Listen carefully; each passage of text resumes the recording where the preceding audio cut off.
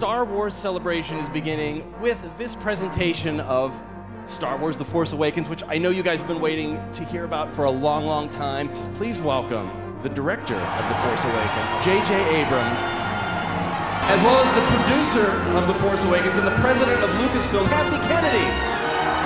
How many out there waited all night long? I did one Halloween one year dress up as a Jawa, but I don't want to tell you what year it was. Can you tell us about your transition from producer to the president of Lucasfilm, launching this whole new series of films? I've been unbelievably fortunate. Obviously, the background I had in working with Steven Spielberg for many years and working with George Lucas on all the Indiana Jones movies, I think it did prepare me, but I must say that when I turned to the guy on my right, he didn't say yes right away. Yeah, AJ, what was your initial reaction when she said, "Join me and together we'll rule the galaxy"? No. But I said no, partly because it was an incredibly daunting thing, partly because my family and I had this plan, what we're going to be doing that next year, partly because it felt like I'd been doing sequels and things in the past, and I just wanted to sort of break away from that.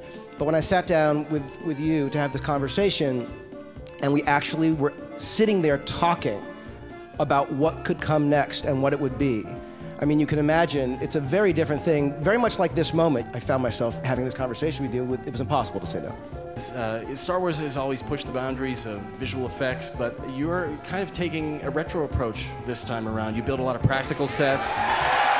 And I knew, look, it's Star Wars, right? There are going to be an endless number of effects that will be done, CG and otherwise, of course. But we needed a standard. And we needed to set a standard that was real, that felt like, you knew the people were in those places. The way the light interacts with the set, you want it to be legitimate. You want it to be authentic. And so building as much as we possibly could was really the mandate. And Star Wars is as much a Western and a fairy tale as it is anything else. And one of the things that you expect and want to see are real, tangible, John Ford, beautiful landscapes. And shooting in Abu Dhabi provided just that. It was an incredible thing to be there. And the location is a desert planet called Jakku. People have thought it's Tatooine. It's a planet called Jakku, and you'll learn a lot more about Jakku, maybe even today. Would you like to meet the droid mechanics? Let's bring out Lee Towersy and Oliver Steeples, and friend. This is a new design dome. JJ gave the request for some domes, so we were kindly left to create a new dome, which JJ was happy with. This is an R0 dome, and the white one is R-O-L-O, Rollo, and the L-O stands for Lee and Oliver, so hopefully that will be used. There you go, you named one after yourself. One of the new droids of the Star Wars universe. Please welcome BB-8.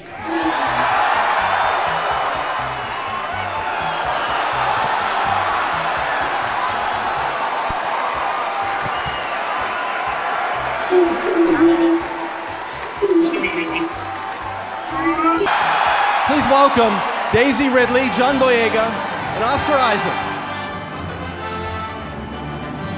Rediscover Rey on the desert planet Jakku. She is a scavenger in like a ship graveyard, and she is like completely self-sufficient. She does everything for herself and very solitary until she meets another character and an adventure begins. And that leads us to John Boyega.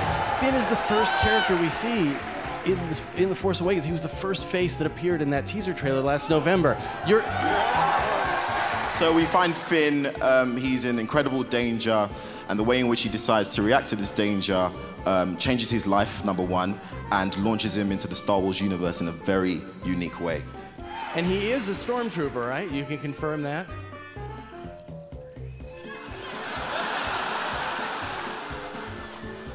He is a stormtrooper, but... Oh, I had a Han Solo in stormtrooper gear, and it was like this big. And I went over to Harrison and said, "Can you sign my door?" And he was like, "This is weird." Oscar Isaac. The only character on stage who has two names, Poe Dameron. Who is he? He's the best frickin' pilot in the galaxy. That's who he is. He's been sent on a mission by a certain princess. And he ends up coming across Mr. John Boyega's character, and their fates are forever intertwined. From the cast of Star Wars The Force Awakens, the new Stormtroopers. But there are some other folks who are here, people you know, people you love. We're gonna bring them out too. You know him as C-3PO, Anthony Daniels. Now welcome Princess, Diplomat, Freedom Fighter, Princess Leia, Carrie Fisher.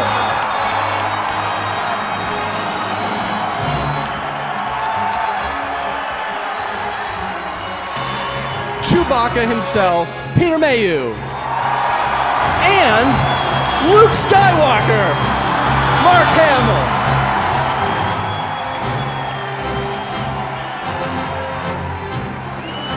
Anthony, I want to start with you. So you are the only actor to appear in all 6, now 7 Star Wars films as C-3PO, the only one. CP3O, human cyborg relations. It is quite amazing because it's 40 years now, 40 years since I first met George Lucas, and very quickly became part of a team that got involved in making this crazy little film that none of us thought that any of you people would ever come to see. Well, how wrong were we? Because I knew you guys were coming. No, you didn't. Kinda nice to get back into fursuit because I can go anywhere in the world and still be comfortable. He's taller than I am sitting down. I've always resented that. But I'm shorter than everyone standing up. Princess Leia was always very fashion forward. Are we going to see any return to those classic hair buns from the original movie this time around? The buns are, you know, they're tired now. So we're probably not going to have the futuristic buns. But I think we have an alternate thing that you'll be very into, which is not the metal bikini.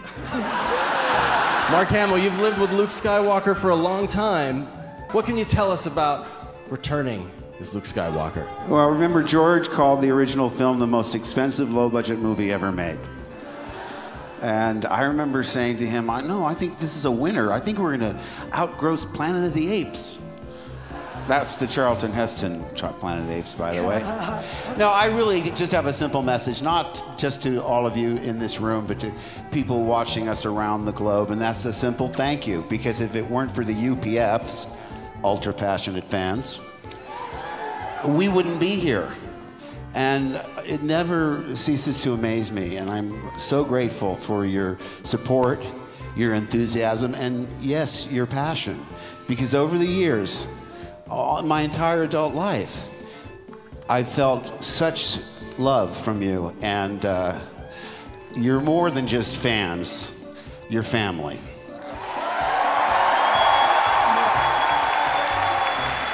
You grew up with us. You guys grew up with us, and so it's an amazing thing to be part of so many people's childhood. So, and to be a toy at the same time.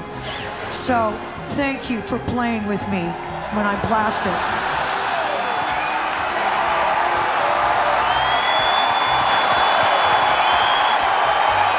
Who wants to see a new teaser?